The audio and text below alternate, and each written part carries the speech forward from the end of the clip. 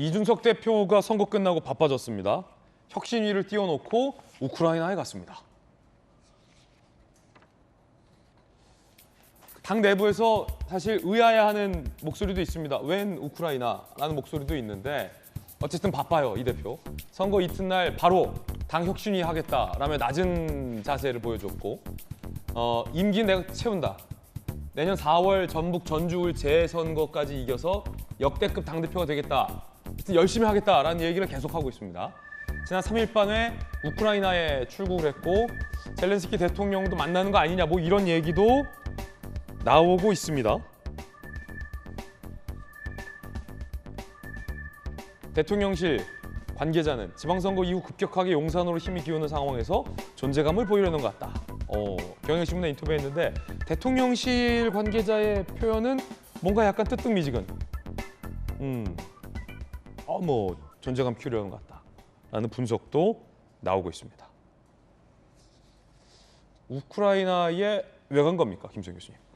우크라이나 이제 현지를 방문해가지고 거기에서 이제 NGO들과 간담회를 갖고 이제 현지에 어떻게 상황이 전개되고 있고 또 어떠한 지원들이 필요한지에 대해서 직접적으로 이제 이야기를 들었다고 합니다. 그리고 가능하면 젤렌스키 대통령도 면담하겠다는 계획을 지금 가지고 있는데요. 어쨌든 지금 굉장히 광폭 행보를 보이고 있죠. 우크라이나도 가고 혁신위도 발족하고 이제 이준석 대표가 굉장히 여러 가지 활동을 보이고 있는데 이제 한간에서는 이제 성상납 의혹에 대한 이제 윤리위가 이제 24일 날 열릴 거기 때문에 24일, 6월 24일이요? 네, 6월 24일에 열릴 거기 때문에 그 전에 뭔가 자신의 좀 존재감이라든가 이런 것들을 좀 키워놔야 아무래도 그런 자기의 어떤 역할이라든가 또 지방선거를 이기고 대선을 이기고 여러 가지 자기가 했던 여러 가지 기여 같은 것들을 좀 많이 보여줄 수 있어야 아무래도 그 의혹에 대한 윤리위 징계권을 조금은 더 유리하게 지나갈 수 있지 않을까라는 이유로 이렇게 광폭 행보를 보이는 게 아니냐라는 일각의 좀 비판적인 시선도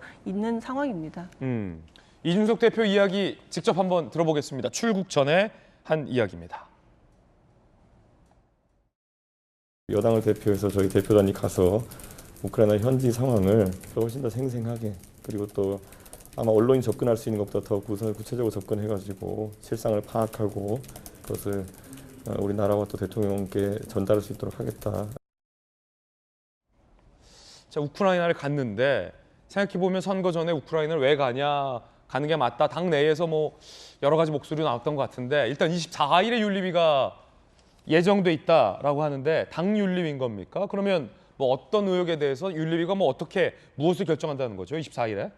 당 윤리위는 24일 개최 예정인데 당 윤리위가 윤리위 개최 자체는 강행할 방침을 세우고 있습니다. 그 이유는 비록 이준석 대표가 성상납 의혹 자체에 대해서는 강하게 부인하고 있습니다만 윤리위는 일단 이 증거인멸 교사 의혹과 관련해서 표미 유지 의무를 위반했는지를 들여다보겠다는 것입니다. 즉 이준석 대표가 성상납을 받았는지 여부는 별개로 하더라도 이 문제를 두고 이준석 대표 측의 정무실장이 제보자를 만난 사실이 있는지 여부, 이와 관련해서 경찰 조사를 받은 만큼 적어도 증거인멸 교사 의혹과 관련해 당대표가 품위 유지를 위반하였다는 점에 대해서는 충분히 징계 사유로 삼을 수 있겠다는 판단을 하게 된 것입니다. 즉 24일 윤리위에서 일단 증거인멸 교사 의혹과 관련해서 중점적으로 사실관계를 들여다보고 그 과정에서 성상납 의혹 자체에 대해서도 시비나 사실관계를 들여다볼 수 있는 절차가 진행될 가능성도 있습니다만 일단 24일에는 증거인멸 교사 의혹 상황에 따라서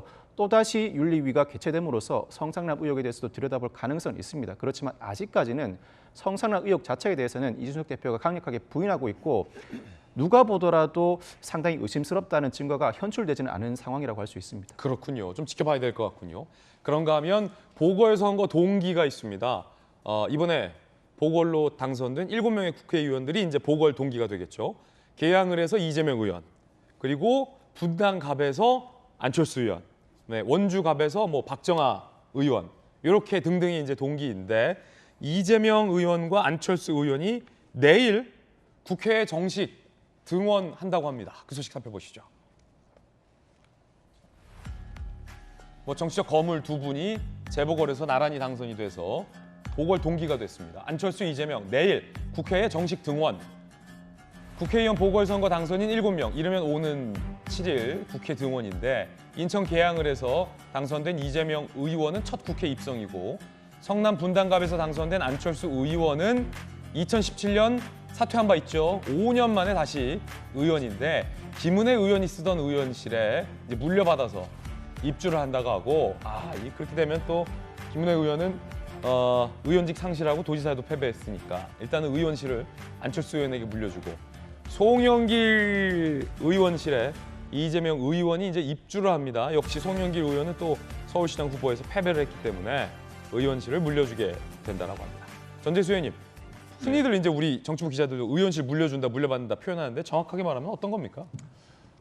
빈방이 그것밖에 없습니다. 빈방이 그거밖에 없다. 방을 빼고 이제 들어가는 거죠. 예, 입주. 예. 그러니까 너무 그렇게 또 이렇게 가혹하게 말씀하십니까? 빈방이 그거밖에 없다고. 실제 현실적으로 그렇고, 근데 이제 그 송영길 의원은 5선 다선 의원이거든요. 네네네. 그러다 보니까 이제 그 국회의원회관도 이제 뷰가 좋은 곳은 다선 의원 순서대로 쭉 가잖아요. 그 뷰가 달라요? 뷰가 다르죠. 오. 한강이 보이는데도 있는 반면에 이제 건물 앞에 건물에 가로막혀가지고 공기도 잘 안 들어오는 습한데, 결로 나는데. 그런 방도 예. 있습니다. 그러니까 그런 데는 주로 초선 의원들이 가는데, 그러니까 저기서 이제 안철수 의원이 상당히 이제 손해를 보겠죠.